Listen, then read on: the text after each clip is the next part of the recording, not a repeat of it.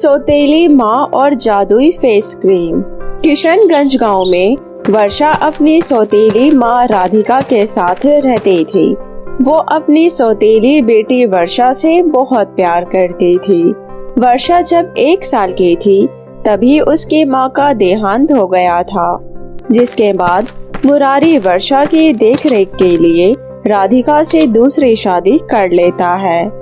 राधिका बड़े ही लाड प्यार से वर्षा का पालन पोषण करती है। माँ देखो, मेरी 12वीं का रिजल्ट आ गया, मैं पास हो गई माँ। शाबाश मेरी बच्ची, ये लो जल्दी से मुंह मीठा करो। अब कोई जरूरत नहीं है मोटी मोटी किताबों में दिन गुजारने की, बहुत हो गई पढ़ाई लिखाई। अब तो मेरी बेटी मेरे पास ही रहेगी। जिंदगी भर क्या अपनी बेटी को अपने पास बिठाकर रखोगी? बेटियां तो पराया धन होती है, इन्हें एक दिन अपना घर छोड़कर जाना ही पड़ता है। आप यही चाहते हैं कि मेरी बेटी मेरे पास ना रहे। मेरे मना करने के बावजूद भी आपने इसे मुझसे दूर शहर पढ़ने के लिए भेज दिया। अब जब पढ़ाई पूरी हो गई तब आप इसे पराई घर भेज दो। सही है, मेरा तो जैसे कोई हक ही नहीं है अपनी बेटी पर। अरे भाग्यवान, नाराज क्यों होती हो? कोई तुम्हारी बेटी को तुमसे अलग नहीं कर रहा है। मैं अपनी बेटी की शादी किसी ऐसे लड़के से करूँगा जो घर जमाई बनकर हमारे पास रहे। अब तो खुश हो ना? ठीक है जी, दोबारा मुझसे मेरी बेटी को दूर करने की बात मत करना। माँ के प्यार के आगे मजबूर होकर वर्षा अपने आगे की पढ़ाई छोड़कर घर में ही रहने लगती है। ऐसे ही दिन बीत रहे थे कि अचानक एक दिन शहर से वर्षा के कॉलेज के दोस्त विनय का फोन आता है। हेलो वर्षा, क्या हो गया यार? कितने दिन हो गए, कॉलेज क्यों नहीं आ रही? सॉरी विनय, मैंने कॉलेज छोड़ दिया है। अब मैं अपने गांव में माँ पापा के साथ रह रही हूँ।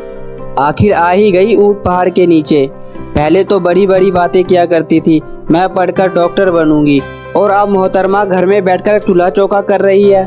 शट अप विनय, मेरे लिए मेरे माँ पापा के प्यार से बढ़कर कुछ नहीं है। अच्छा बाबा, सॉरी, मजाक कर रहा था। अच्छा सुनो, मेरा दिल भी तुम्हारे बिना नहीं लग रहा यहाँ। मैं भी तुमसे मिलने तुम्हारे गांव आ रहा हूँ। क्या सच में? हाँ, सच में। अगले दिन विनय वर्षा के गांव उसके घर आ जाता है और पैर छूकर वर्षा के माता पिता को प्रणाम करता है। सदा खुश रहो बेटे।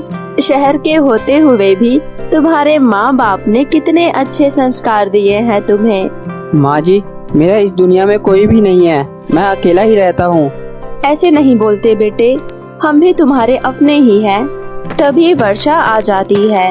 अच्छा, तो आखिर मेरा पीछा करते करते यहाँ तक तुम आ ही गए। क्या करे जनाब, आपने और कोई ऑप्शन भी तो नहीं छोड़ा।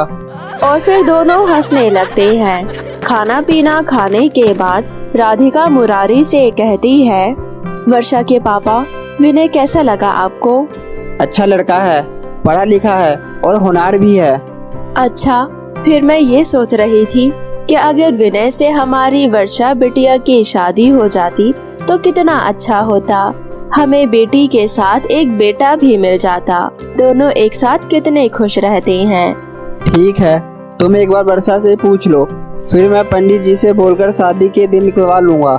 अगले दिन मेरे लिए तो इससे ज्यादा खुशी की कोई बात हो ही नहीं सकती। मुझे वर्षा के साथ साथ इतना प्यारा परिवार भी मिल रहा है। मैं तो खुद को बहुत ही खुशकिस्मत समझूंगा। अच्छा माँ जी, अब मैं चलता हूँ। आप पंडित जी से बोलकर शादी के दिन निकलवा लीजिए। जा रहे हो? जल्दी लौट कर आना, मैं तुम्हारा इंतजार करूंगी। और फिर विनय वहाँ से चला जाता है। सब कुछ अच्छा चल रहा था। दोनों फोन पर एक दूसरे से घंटों बातें किया करते, लेकिन किस्मत को तो कुछ और ही मंजूर था। वर्षा के पड़ोस के घर में आग लग गई थी, जिसमें एक बच्चा फंस गया था। वर्षा बिना कुछ सोचे समझे उस बच्चे को बचाने के लिए उस आग में कूद जाती है। वर्षा ने उस बच्चे को तो बचा लिया, लेकिन खुद पूरी तरह से जल चुकी थी। सभी लोग वर्षा को उठाकर हॉस्पिटल ले गए। हे भगवान, मेरी बेटी को क्या हो गया? किसकी नजर लग गई मेरी बेटी को? भगवान, मेरी बेटी को बचा लो, चाहे तो बदले में मेरी जान ले लो। तभी उधर से डॉक्टर साहब आते हैं। घबराने की कोई बात नहीं है, वर्षा खतरे से बाहर है, लेकिन जल जाने की वजह से उसका चेहरा खराब हो गया है।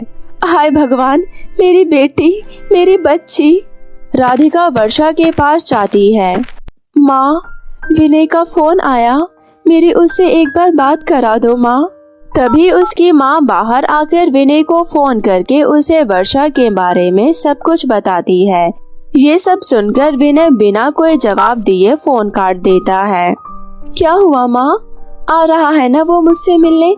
मुझे पता है ये सब सुनकर वो मुझसे मिलने जरूर आएगा। बताओ ना माँ। बेटी, उसका फोन अभी नहीं लग रहा, बस तू जल्दी से ठीक हो जा, बस मुझे और कुछ नहीं चाहिए।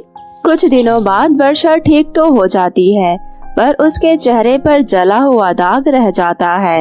वर्षा लगातार विनय को फोन करती है, लेकिन वो उसके फोन का कोई जवाब नहीं देता। फिर एक दिन उसके फोन पर एक मैसेज आता है। मैंने जिसे प्यार किया था वह मेरे सपनों की खूबसूरत रानी थी। तुम्हें तो अच्छे से पता है मुझे जले हुए चेहरे से कितना डर लगता है। मैं तुम्हारे इस जले हुए डरावने चेहरे का सामना नहीं कर सकता, मुझे माफ कर दो। इतना सुनते ही वर्षा फूट फूट कर रोने लगती है। राधिका से वर्षा की ऐसी हालत देखी नहीं जाती। राधिका एक जादूगरनी को जानती थी। वो उसके पास जाकर उसे सारी बातें बताती है, जिसे सुनकर वो जादूगरनी उसे एक जादुई फेस क्रीम देती है और बोलती है, रात में सोते टाइम इस क्रीम को अपनी बेटी के पूरे चेहरे पर लगा देना। इसे लगाते ही तुम्हारी बेटी पहले की तरह बिल्कुल ठीक हो जाएगी। घर आकर राधिका वैसा ही करती है। अगले दिन वर्षा पूरी तरह ठीक हो जाती है, पर वो विनय के दिए धोखे की वजह से पूरी तरह टूट जाती है। फिर उसकी माँ राधिका उसके अंदर आत्मविश्वास जगाती है। वो उसे बहुत समझाती है।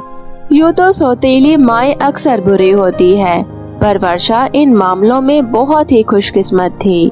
बेटी, पहले मैंने तुम्हें अपने स्वार्थ, अपनी खुशी के लिए तुझे पढ़ने नहीं दिया। आज मैं कहती हूँ कि तू अपनी आगे की पढ़ाई कर और दिखा दे दुनिया को कि तुझे किसी के सहारे की जरूरत नहीं है, बल्कि तू दूसरों का सहारा बन। विनय ने तुझे तेरे रूप की वजह से नापसंद किया ना, तो अपनी ऐसी पहचान बना कि लोग तुझे तेरी खूबसूरती से नहीं बल्कि तेरे गुणों से तुझे जाने। अपनी माँ से प्रेरित होकर वर्षा अपना दाखिला मेडिकल यूनिवर्सिटी में करवाती है और जल्द ही MBBS की डिग्री लेकर अपने गांव में बहुत बड़ा अस्पताल खोलती है और लाखों लोगों का इलाज करती है। तो देखा दोस्तों आपने, आज वर्षा ने खुद को ऐसा बनाया कि आज उसे किसी की जरूरत नहीं, बल्कि लाखों लोगों को उसकी मदद की जरूरत है। तो हमें भी इस कहानी से यही सीख लेना चाहिए कि हमें खुद को इतना इंडिपेंडेंट बनाना है कि लाइफ में कितनी भी मुश्किलें आए, हमें हारना नहीं बल्कि आगे बढ़ना है। तो कैसी लगी आपको दोस्तों मेरी ये कहानी? मुझे कमेंट करके जरूर बताएं। और यदि कहानी अच्छी लगी हो तो अपने दोस्तों के साथ भी शेयर करें। और हाँ दोस्तों, अगर आपने अब तक मेरे चैनल मोमो टीवी को सब्सक्राइब नहीं किया है तो जल्दी से नीचे लाल बटन दबाकर अभी सब्सक्राइब कर ले और साथ ही इस बेल आइकन को दबाना ना भूले। तो मिलती हूँ मैं आप सभी से फिर किसी नई कहानी के साथ। तब तक अपना ध्यान रखें। बाय बाय दोस्तों।